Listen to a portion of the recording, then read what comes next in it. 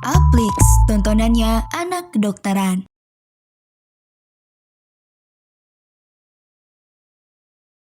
Halo teman Apmeds, kembali lagi bareng aku, Kak Adel. Di video kali ini kita akan belajar tentang obstetri dan ginekologi, khususnya tentang antenatal care.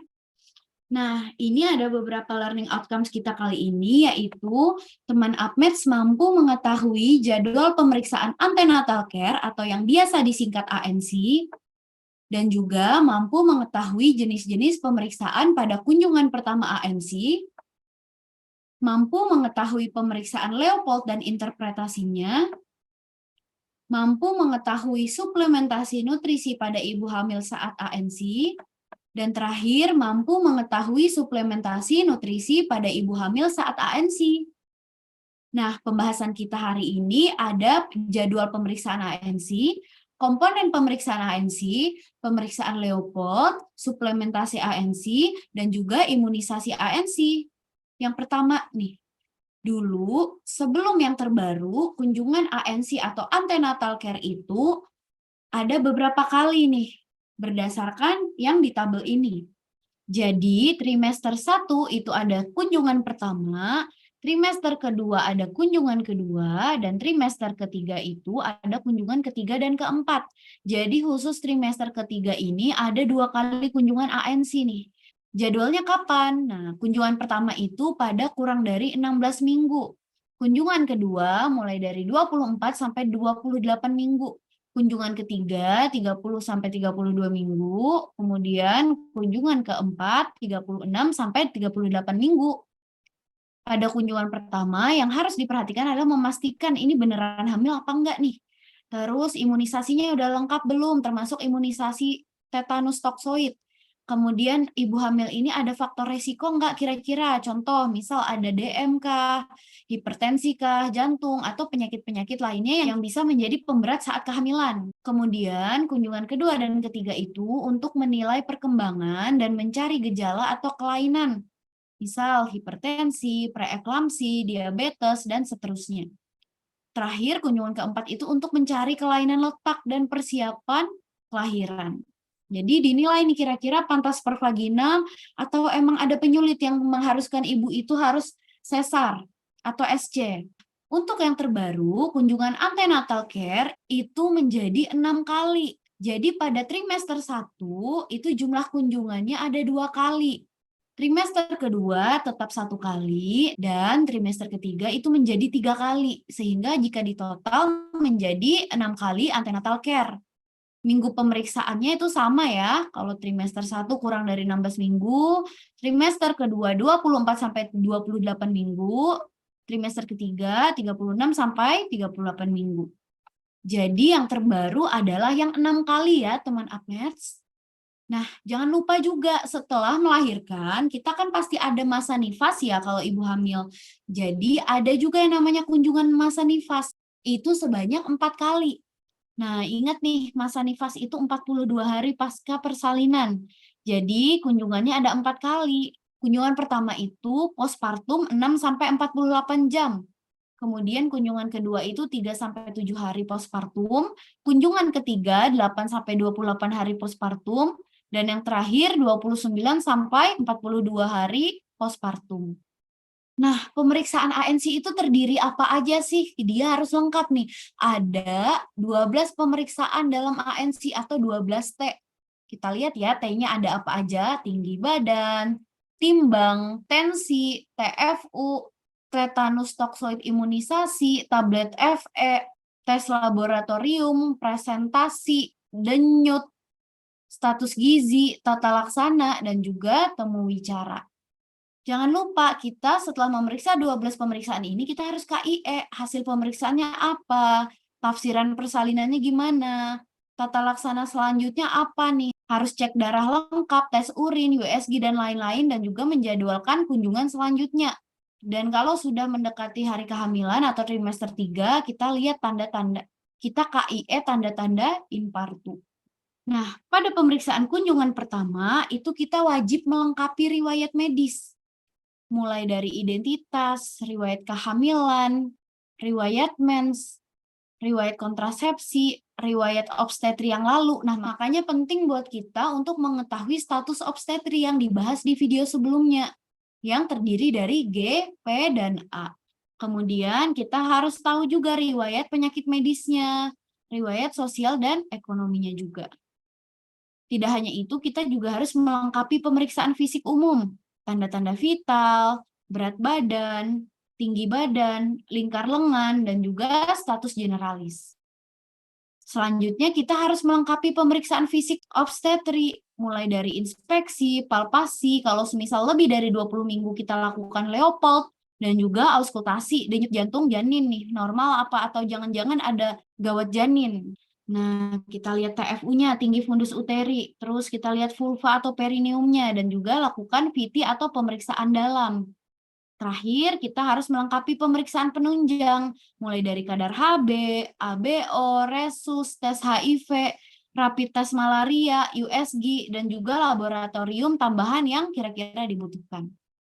Nah, yang ditanya tuh ada banyak nih kalau kunjungan pertama. Riwayat mensnya kayak gimana? Pertama kalinya kapan? Siklusnya teratur apa enggak? Frekuensi mengganti pembalut dalam seharinya sebanyak apa? Kemudian riwayat pernikahannya saat usia berapa pertama kali menikah, dan ini pernikahan keberapa dan suami keberapa. Riwayat obstetrinya juga harus lengkap, ini kehamilan keberapa, jumlah anak berapa, proses persalinannya bagaimana, normalkah atau sesar, kemudian anaknya cukup bulan atau tidak cukup bulan, kemudian apakah ada riwayat abortus atau kuret. Selanjutnya riwayat kontrasepsi, kita juga harus tahu sebelumnya dia pakai KB nggak? Kalau pakai kira-kira jenisnya apa, berapa lama, dan ada keluhan nggak selama memakai KB-nya. Kemudian riwayat sosial dan lingkungan juga penting nih, dia kerjanya apa, tinggalnya sama siapa, merokok sama ada minum alkohol nggak, semasa hamil tetap kerja apa enggak, terus ANC-nya diantar oleh siapa, suami atau sendiri atau gimana. Terakhir, riwayat ANC-nya, jika dia sebelumnya sudah pernah ANC, maka ditanyakan sebelumnya di mana dan berapa kali, udah pernah vaksin TT nggak atau tetanus toksoid, dan juga konsumsi vitaminnya ada apa aja sebelumnya. Nah, untuk melakukan pemeriksaan posisi janin bisa dilakukan pemeriksaan Leopold namanya. Nah, ini biasanya mudah dilakukan pada saat usia kehamilan lebih dari 20 minggu.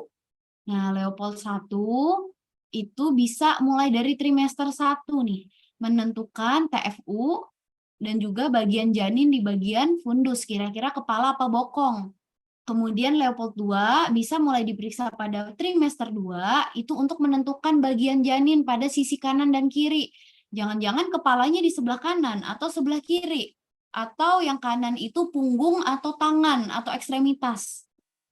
Kemudian Leopold 3 itu mulai diperiksa trimester 2 akhir sampai trimester 3 untuk menentukan bagian janin di bawah uterus. Kira-kira ini bayi kepalanya di bawah atau malah kakinya di bawah atau bokongnya yang di bawah. Terakhir ada Leopold 4, itu mulai dari trimester 3 untuk menentukan sampai mana janin masuk pintu atas panggulnya atau PAP-nya. Ingat, kalau dia kurang dari 20 minggu, maka cukup cari TFU saja. Kalau lebih dari 20 minggu, maka lakukan Leopold secara lengkap, sesuai dengan trimesternya. Tadi udah disebutkan ya, Leopold 1 itu untuk menentukan bagian teratas janin. Jadi kita deskripsikan nih, kalau semisal dia teraba bulat keras, maka artinya itu kepala. Jika teraba bagian besar lunak, maka itu adalah bokong. Pada bagian fundus, teraba bagian besar lunak, terkesan bokong. Itu ya kata-kata pelaporannya. Plus, jangan lupa kita ukur TFU. Leopold kedua itu untuk mengetahui sisi lateralnya. Untuk mengetahui posisi mana jantung janin. Makanya biasanya ada disebutkan punggung kanan kah, punggung kiri kah. Untuk memudahkan meletakkan stetoskop dengan benar, sehingga bisa mendengarkan DJJ atau denyut jantung janin. Nah, kita deskripsikan punggungnya, teraba bagian keras dan datar, kesan punggung. Kemudian untuk ekstremitas biasanya dia dideskripsikan dengan teraba bagian kecil, kesan tangan dan kaki.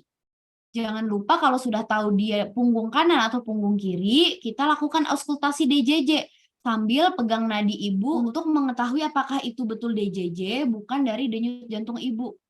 Nah, kita lihat gambar di samping ya. Ini untuk pemeriksaan Leopold 1 nih, buat melihat bagian teratas janin. Turun kita raba ke bagian lateral, ini Leopold 2. Kemudian lanjut Leopold 3. Ini untuk meraba bagian bawah janin sekaligus mengkonfirmasi Leopold 1. Jadi, semisal nih teraba bagian bulat keras kesan kepala, berarti di bagian Leopold 3 atau bagian terbawah janin adalah kepala. Nah, ini gambar contoh Leopold 3 nih. Kita konfirmasi di bagian fundus ini beneran bokong nggak? Bagian kepala kan tadi teraba bulat keras kesan kepala. Jadi kita konfirmasi selain untuk melihat bagian bawah janin. Kemudian untuk Leopold 4, kita pemeriksa menghadap ke kaki pasien untuk mengetahui masuknya kepala janin. Setinggi apa kira-kira? Nah, tangannya menyusuri sampai bawah. Kira-kira tangan kanan dan kiri itu bertemu atau tidak bertemu? Atau bisa disebut divergen atau konvergen. Kalau tangan tidak bertemu, maka namanya divergen. Berarti dia sudah masuk PAP, alias pintu atas panggul. Kalau dia belum masuk PAP atau pintu atas panggul, maka tangannya bertemu, alias konvergen. Nah, ini untuk menilai kira-kira setinggi apa janin sudah masuk ke dalam panggul. Jika dia 5/5, maka janin seluruhnya teraba di atas simfisis pubis alias dia belum masuk. Jika dia 4/5, maka sebagian alias 1/5 bagian terbawah janin sudah masuk PAP alias pintu atas panggul. Jika 3/5, maka sebagian dari janin 2/5 itu sudah masuk rongga panggul. Kemudian 2/5 itu adalah sebagian dari bagian terbawah janin masih berada di atas simfisis dan 3/5 bagian terbawah itu sudah turun melewati bidang tengah rongga panggul. Terakhir 1/5 itu 4/5 bagian janin sudah masuk PAP alias pintu atas panggul. Dan 0/5 itu berarti seluruhnya 5/5 bagian janin itu sudah masuk ke PAP. Nah, ini untuk memperkirakan usia kehamilan dari TFU atau tinggi fundus uteri. Ingat, patokan kita adalah umbilikus, yaitu usia kehamilan 20 minggu. Kalau semisal dia di bawah umbilikus, maka jarak usia kehamilannya bisa diinterpretasi dengan 2 lebar jari atau terpaut 2 jari di bawah umbilikus itu sama dengan 2 minggu. Jadi 2 minggu sama dengan 2 jari. Sedangkan jika dia di atas umbilikus, maka 2 minggu itu jaraknya hanya 1 lebar jari. Jadi setengah dari di bawah umbilikus, itu ya. Nah, ibu hamil itu juga penting punya suplemen. Apa aja sih suplemennya? Ada besi elemental, dosisnya 60 mg atau 320 mg sulfas ferus. Nah, dia mulai minggu ke-20 biar nggak mual karena besi elemental ini bisa membuat ibu mual. Ibu yang hamil pada usia kehamilan muda itu kan gampang mual ya. Maka besi elemental sebaiknya diberikan mulai minggu ke-20. Minimal diberikan 90 tablet. Kemudian ada asam folat juga. Dosisnya 400 mcg per hari pada ibu hamil atau 4000 mcg per hari pada bumil yang punya riwayat NTD atau neural tube defect seperti spina bifida.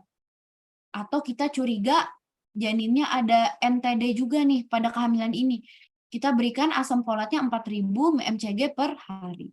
Kalau dia normal-normal aja tanpa riwayat, maka normalnya diberikan 400 mcg per hari. Ada juga nih suplemen dari kalsium, dosisnya 1.500 sampai 2.000 mcg per hari. Nah, ini disarankan pada orang-orang yang punya riwayat preeklamsi, jadi tidak wajib ya. Kemudian obat-obatan lainnya seperti aspirin, dosisnya 75 mg per hari setelah lewat usia 12 minggu. Ini biasanya diberikan pada ibu dengan riwayat HT atau hipertensi atau resiko tinggi PE atau preeklamsi. Tapi sekali lagi ini disarankan, tidak wajib. Yang wajib diberikan adalah besi elemental dan asam folat. Nah, jangan lupa ibu hamil itu nutrisinya harus terjaga. Jadi ada target status nutrisi ibu.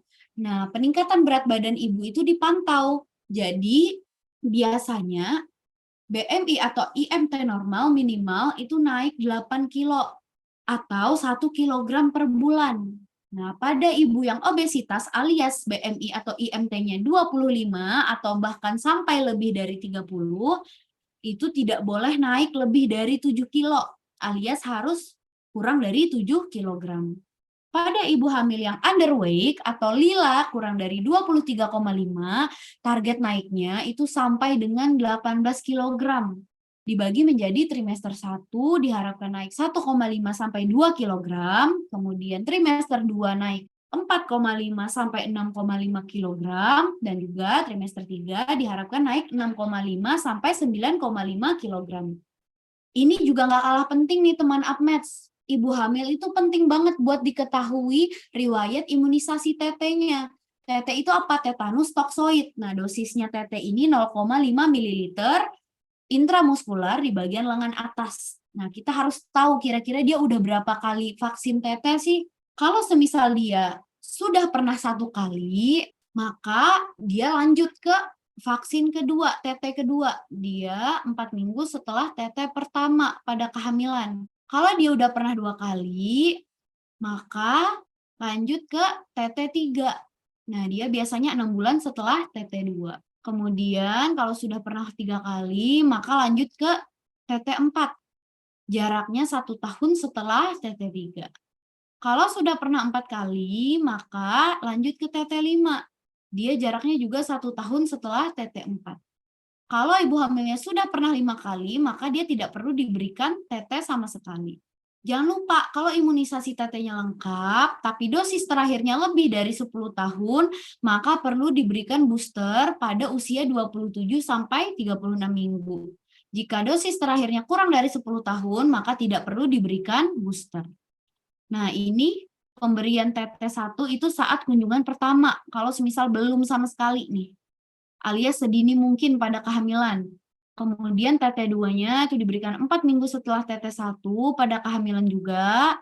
TT3-nya 6 bulan setelah TT2 pada kehamilan juga. Nah, TT4 dan TT5 itu 1 tahun jaraknya setelah vaksin TT sebelumnya. Kalau dia ibu hamilnya tidak pernah imunisasi atau dia lupa riwayatnya, atau imunisasi tidak lengkap kurang dari 3 kali, maka wajib mengikuti jadwal yang tadi sudah dibahas di atas ini. Dan jangan lupa disesuaikan dengan tabel apakah sudah pernah vaksin TT sebelumnya. Oke, itu tadi pembahasan kita tentang antenatal care. Kita review dulu ya. Nah, jadwal pemeriksaan ANC jangan lupa yang terbaru ada 6 kali kunjungan. Trimester 1 2 kali, trimester 2 1 kali, dan trimester 3 ada 3 kali. Kemudian komponen pemeriksaan ANC itu ada 12T. Apa aja nih? Tinggi badan, timbang, tensi, TFU, TT imunisasi, tablet FE, tes laboratorium, presentasi, denyut, status gizi, tata laksana, dan juga temu wicara. Jangan lupa setelah ANC kita sampaikan KIE ke ibunya hasil pemeriksaannya kayak gimana. Kemudian jika dia lebih dari 20 minggu, kita lakukan pemeriksaan Leopold.